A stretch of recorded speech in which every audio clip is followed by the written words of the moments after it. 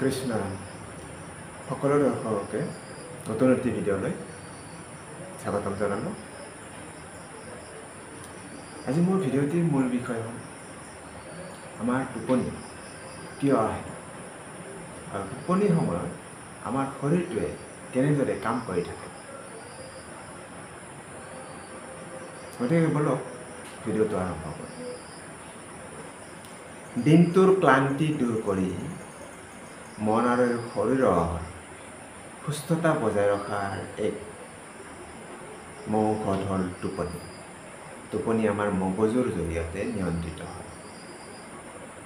আমাৰ মগজুৰ হাইপ'থেলামাছৰ সন্মুখৰ ফালে বিশেষ ধৰণৰ কিছুমান কোষ থাকে আৰু এই স্নায়ু কোষবোৰৰ জৰিয়তে বিশেষ ৰাসায়নিক সংকেত হাইপ'থেলামাছৰ পিছপিনে থকা এটি বিশেষ কোষলৈ গ'লেই আমাৰ টোপনি আহে আৰু যেতিয়া সেই সংকেত আমাৰ হাইপ'থেলামাছৰ সন্মুখৰ ফালে আহে তেতিয়া আমি সাৰ পাওঁ। দিনটোৰ 24 ঘণ্টাৰ ভিতৰত মানুহ এজনে কিমান সময় শুব, কেতিয়া শুব বা কিমান সময় জাগি থাকিব এইটো নিৰ্ভৰ কৰিব চাৰ্কেডিয়ান ৰিদমৰ ওপৰত। আৰু এই চাৰ্কেডিয়ান ৰিদম আকৌ আমাৰ দেহৰ বায়'লজিকেল ক্লক বা জৈৱিক ঘড়ীৰ ওপৰত নিৰ্ভৰ কৰে। শ্লিপ ছুইচে এই বায়'লজিকেল ক্লকৰ লগত তাল মিলাই চলে। সেইবাবে কি হয়, দিন ৰাতিৰ পাৰ্থক্য থকা এখন দেশৰ পৰা আন এখন দেশলৈ গ'লে দিনতে মানুহৰ টোপনি আহে। আমাৰ মগজুত থকা হাইপ'থেলামাছৰ টোপনিৰ কেন্দ্ৰটোৰ কাম কাজ পৰিচালনা কৰাৰ ক্ষেত্ৰত আমাৰ শৰীৰৰ কিছুমান অংগই সহায় কৰে। তাৰ ভিতৰত এটি বিশেষ অংগ হ'ল চকু।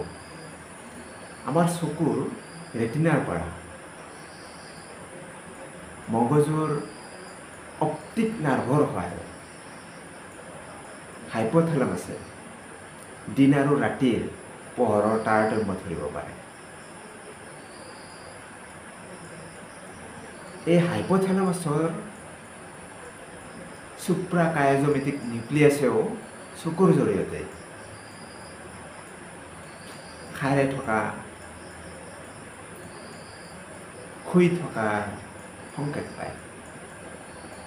আমাৰ মগজুত পিনিয়েল নামৰ এটি গ্ৰন্থি থাকে আৰু এই গ্ৰন্থিটোৰ পৰা মেলাটনিন নামৰ এবিধ হৰমন নিঃসৰণ হয়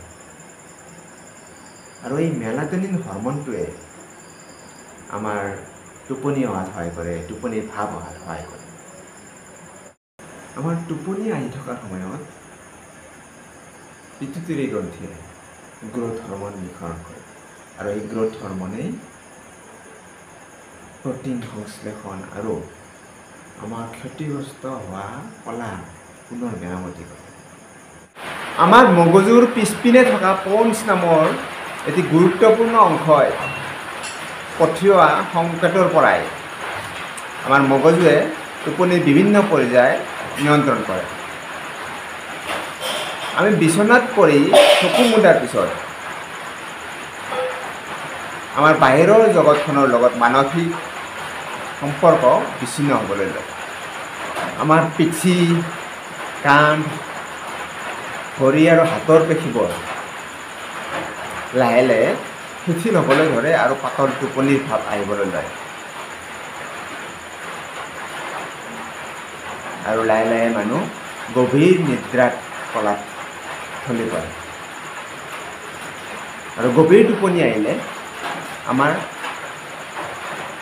উশাহ নিশাহৰ গতি, হৃদস্পন্দনৰ গতি আৰু ৰক্তচাপৰ গতি কমি আহে। আমাৰ শিথিল হোৱা পেশীবোৰৰ ৰক্তবাহী নলীবোৰ প্ৰসাৰিত হোৱাৰ বাবে তাত বেছিকৈ তেজ জমা হ'বলৈ লয়, যাৰ ফলত আমি টোপনিৰ পৰা উঠাৰ পিছত আমাৰ চকু মুখ ৰঙা পৰা আৰু ফুলি উঠা দেখা যায়। টোপনিৰ সময়ত আমাৰ শৰীৰৰ বিপাক কাৰ্য 15ৰ পৰা 20% কমি যায়, যাৰ ফলত আমি টোপনি যোৱাৰ আগত পেট ভৰাই ভাত খালে সহজে হজম নহয়।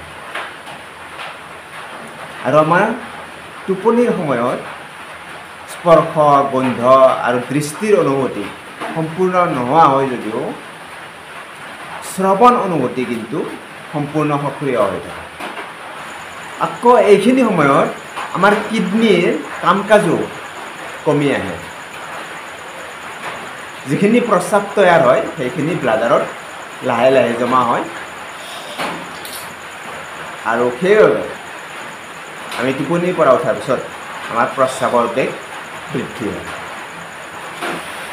আজিৰ ভিডিঅ'টি ইমানতে সমাপ্তি কৰিলোঁ। যদি ভিডিঅ'টো ভাল পালে সকলোৱে লাইক, কমেণ্ট, শ্বেয়াৰ আৰু ছাবস্ক্ৰাইব কৰি আগলৈ ভিডিঅ' বনাবৰ কাৰণে অনুপ্ৰেৰণা দিব বুলি আশা কৰোঁ। কৃষ্ণ।